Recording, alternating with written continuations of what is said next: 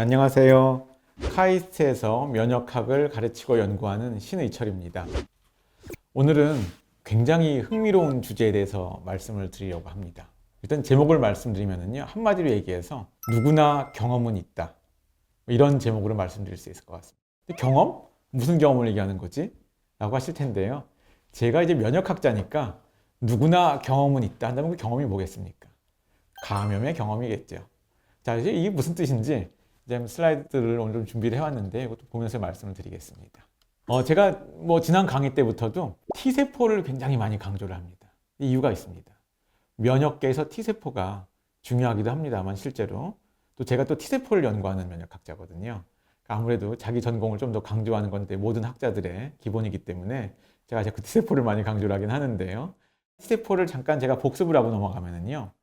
이 바이러스에 걸렸을 때, 코로나19 같은 경우도 마찬가지입니다만 어떤 세포들이 있는데 바이러스에 이제 걸렸습니다. 이 세포들이. 그러면은 이 바이러스에 감염된 세포는 이제 열 몇 시간 후면은 막 자손 바이러스가 몇백 배, 몇천 배로 이제 또 불어서 나와요. 증식을 해서 나옵니다. 그렇기 때문에 이거는 원래는 내 세포지만 바이러스에 감염된 세포는 이제 바이러스 공장으로 바뀌었다고 볼 수도 있는 거죠. 그럴 때 우리 면역계에서는요, 이 바이러스에 감염된 세포를 그것만 잘 골라가지고 선택적으로 죽여서 제거해주는 역할. 이런 것들이 굉장히 중요하게 됩니다. 이것이 바로 킬러 T세포. 이 T세포 중에도 이제 헬퍼 T세포, 킬러 T세포가 있는데 이 킬러 T세포가 바로 이제 이런 일을 하는 거고 사실 제 전공도 킬러 T세포입니다. 자, 그런데 이제 이런 기본을 말씀드리고 한 가지 좀 이제 저희 실험실에서 벌어지는 상황을 좀 말씀드리려고 하는데요. 많은 면역학자들이 또는 백신을 개발하는 사람들이 연구를 할 때 마우스를 많이 씁니다. 마우스를 우리말로 하면 생쥐라고 많이 얘기를 하죠. 근데 이 실험할 때 어떻게 하는가? 여러분들 각 이제 대학 연구실이나 연구소의 연구실을 보면은요, 이 생쥐들을 키우는 그런 시설들이 있습니다. 굉장히 관리가 잘 돼 있어요. 그래서 완벽한 무균이라고는 안 합니다. 완벽한 무균은 아니고요. 이런 시설들을 실제로 전문 용어로는 SPF라고 합니다. 이것이 뭐의 약자이냐면요, Specific Pathogen Free라고 해가지고요. 마우스의 질병을 일으키는 걸로 알려진 그런 균이나 바이러스는 없습니다. 키운 시설에. 다만 이제 질병을 일으키지 않는 그런 세균 같은 건 있을 수가 있겠죠. 그런데 대개 이제 연구를 할 때 어떻게 하냐면은 이번에 우리가 독감 바이러스 연구를 해야겠다 한다면은 생쥐를 그런 SPF 시설에서 태어났고 거기서 한 8주쯤 이제 된 애들을 이제 가져다 씁니다. 왜 8주를 쓰냐면은요. 8주 정도 되면은 태어난 지 이제 인간으로 치면은 갓 청년 정도가 되는 어른이 된 그런 걸 볼 수가 있습니다. 생물학적으로 보면은요. 그러니까 이제 8주 정도 된 이제 생쥐를 에다가 독감 바이러스를 어떤 일정량을 또 이렇게 주입을 시킨 다음에 연구를 하고 하죠. 그러면은요, 신기할 정도로 되게 이제 같은 어떤 유전자의 배경을 가진 생쥐에다가 같이 깨끗한 그냥 자란 애들한테 같은 바이러스를 동량 정도 넣어주면 되게 비슷한 정도의 임상 양상이 나타납니다. 비슷한 정도로 아프고 비슷하게 죽기도 하고 그래야지 또 우리가 어떤 백신 연구라든지 치료제 연구도 할 수가 있겠죠. 그런데 모든 사람들이 이런 식으로 연구하던 시절에 한 20년 전에요. 미국에 레이몬드 웰시란 그 교수님이 계셨는데 이분이 재미있는 실험을 했어요. 인간들은 보통 성인이 돼가지고 독감에 걸린다고 한다면 독감은 아닐지언정 살면서 이런저런 바이러스를 많이 겪게 된 다음에 독감 바이러스를 만나게 될 텐데 우리가 실험하는 이 생쥐는 그냥 깨끗한 데서만 있다가 평생 아무것도 이 질병을 앓지 않다가 성체가 된 다음에 그때 독감을 넣으니까 이게 진짜 그런 걸 반영할 수 있을까? 그런 상상을 한 거예요. 그래서 이분이 아주 재밌는 실험을 한 거가요. A라는 다른 바이러스, 독감하고 아무 상관도 없는 바이러스입니다. 친척도 아닌 건데 이런 것들을 감염을 시켰어요. 마우스에다가, 생쥐에다가. 그런 다음에 여기서 저절로 회복이 됐습니다. 그런 다음에 아까 독감 바이러스를 다시 넣어줘 본 거예요. 아까랑 동수에 독감을 넣어줬습니다. 그랬더니 이 임상 양상이 완전히 바뀌는 겁니다. 그럼 이번엔 A가 아니고 B라는 바이러스. 그러니까 독감 바이러스랑은 다 친척 아주 유사한 바이러스도 아니에요. 전혀 다른 바이러스인데 이번 또 B라는 걸 넣어봤습니다. 그 다음에 이제 마우스가 걸다가 저절로 회복이 됐어요. 그런 다음에 독감 바이러스를 또 동일한 양을 넣어줬더니 또 임상 양상이 아주 바뀌는 거예요. 그러니까 이것이 어떤 이전의 감염 경험이 뭐냐에 따라서 더 중증이 되기도 하고 더 경증이 되기도 하고 이렇게 바뀌는 겁니다. 그래서 이런 현상을 발견한 다음에 이거를 전문 용어로는 헤테롤로고스 이뮤니티, B형 면역이다 해가지고 이제 한동안 이런 것들을 가지고 논문을 많이 내셨습니다. 그러니까 이분이 얘기한 것이 자신의 이론들을 집대성한 논문을 리뷰 논문이라고 해서 이제 쓸 때 그 리뷰 논문의 제목이 이거였습니다. No one is naive. 직역하면은 미경험을 한 사람은 아무도 없다. 이런 건데 아까 이걸 다시 의역하자면 누구나 경험은 있다. 이렇게 얘기할 수가 있는 거가 되겠죠. 그래서 이걸 이제 다시 또 복기를 해보면은요. 이걸 코로나19 상황으로 해보더라도 이렇게 아마 좀 유추할 수가 있는 거죠. 우리가 똑같은 나이에 뭐 똑같은 성별의 그런 사람인데 똑같은 코로나19 바이러스가 그것도 심지어는 같은 수가 들어왔다 하더라도 누구는 경증이 되고 누구는 중증이 되는데 아마 이 사람이 지난 4, 50년 동안에 겪었던 그런 바이러스나 세균 감염의 경험이 다 다를 거 아니에요. 이런 것들이 다 좀 그런 것들을 다 결정하고 있는 건 아닌가? 근데 이것은 연구로 증명하기 쉽지도 않습니다. 근데 그렇게 아마 유추할 수가 있는 거죠. 이런 것들이 굉장히 새로운 이론이고 굉장히 많은 것을 함축하고 있는 거가 볼 수가 있겠죠. 이런 것들의 중요성을 제가 이제 말씀을 드린 건데요. 결론적인 요약은 이렇게 될 수 있을 것 같아요. 생각보다 면역계는 복잡하다. 약간은 좀 이해하기가 너무 어렵다는 뜻이 될 수도 있는 건데 이렇게 좀 이제 결론을 하나 말씀드렸습니다. 근데 이제 이런 이제 배경 지식하에서 또 아주 굉장히 또 재밌는 연구가 하나 더 있었어요. 이걸 좀 제가 보여드리려고 합니다.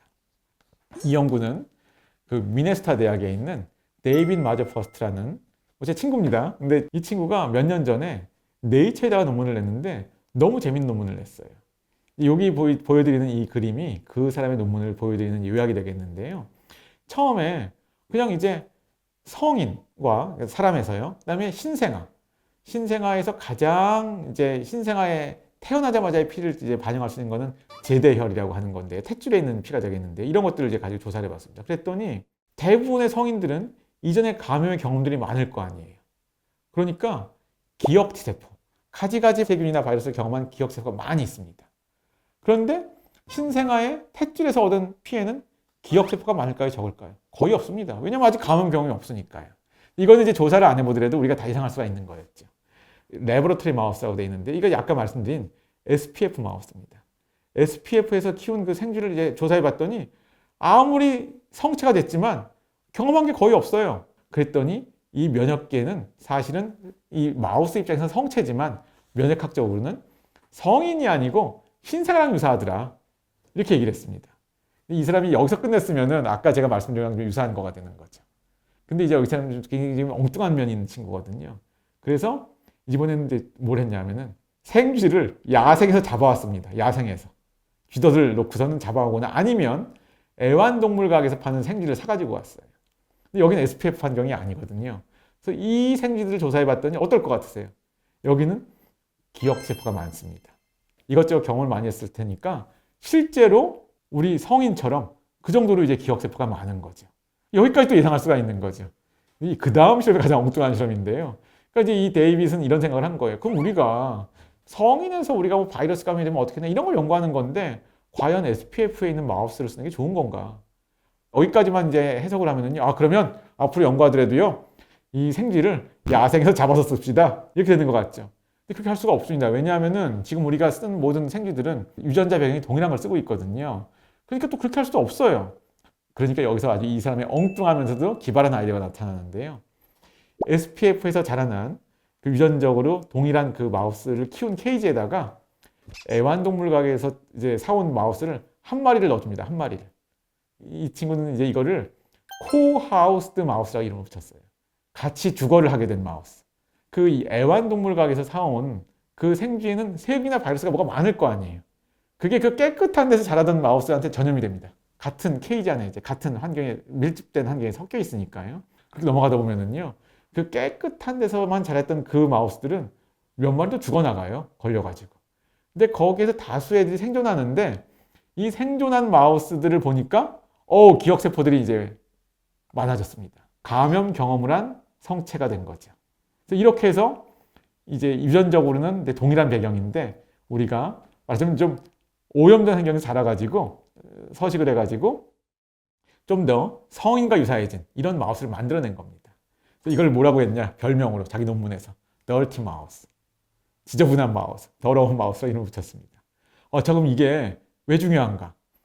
이런 걸 가지고 연구를 해봤어요. 우리가 어떤 백신 연구, 또 어떤 면역학 연구를 해보니까 어떤 연구들은 그동안 알려진 것들이 생쥐에서의 마우스에서의 데이터와 인간에서의 데이터가 다르다는 게 알려진 게 있었거든요. 근데 이것을 멀티마우스를 만들어서 해보니까요. 성인과 유사한 결과가 나옵니다. 우리가 연구를 하다 보면 생쥐에서 얻어진 데이터랑 인간한테서 얻어진 데이터가 다를 때가 많거든요. 그러면 이제 많은 연구자들은 쉽게 이렇게 생각하기도 합니다. 에이, 생쥐랑 사람이랑 같을 수가 없지. 근데 그것도 맞는 말씀입니다만 그것만이 원인이 아닌 것입니다. 생쥐의 어떤 미생물학적인 감염 경험을 좀 많이 한 다음에 우리가 연구를 해봤더니 좀 더 성인이랑 가까워지는 겁니다. 그래서 기발한 아이디어인 거죠. 그래서 우리가 누구나 다 경험은 있다고 시작을 했는데 이렇게 자신이 과거에 겪은 감염의 경험이 현재 감염의 모습을 바꿔놓을 수 있다는 것을 이런 그 생쥐 모델로 우리가 알 수가 있었고요. 이런 거에 대한 이론도 있고요. 또 이런 것들이 실제로는 어떤 연구 현장에서도 임팩트를 줄 수 있는 연구까지 귀결되고 있다. 이런 걸 이제 말씀드리고 싶었습니다.